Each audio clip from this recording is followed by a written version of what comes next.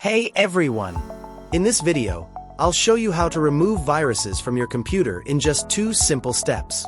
But before we get started, make sure to hit that subscribe button and click the bell icon so you never miss any of my tech tips and tutorials. Let's dive in!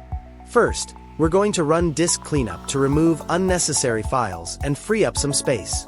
Press Win+R on your keyboard to open the Run dialog box. Type cleanger and press Enter. Next, select the drive you want to clean, usually the C drive, and click OK. Disk Cleanup will calculate how much space you can free up. Now, click on Clean Up System Files.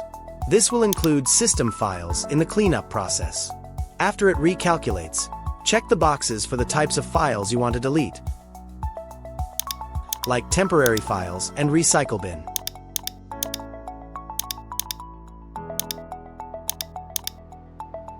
Then, click OK and confirm by clicking Delete Files.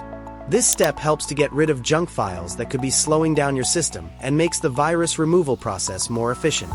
Now, let's run the Microsoft Malicious Software Removal Tool, or MSRT.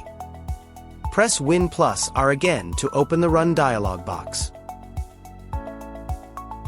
Type MRT and press Enter. Follow the prompts to open MSRT. You can choose between a quick scan, full scan, or custom scan. For a thorough cleanup, select Full Scan and click Next. MSRT will scan your entire system for malware and remove any threats it finds.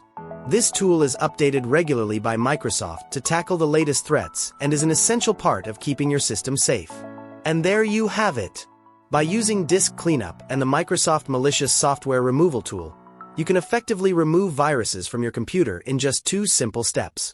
If you found this video helpful, please give it a thumbs up and don't forget to subscribe for more tech tutorials. Thanks for watching, and I'll see you in the next video.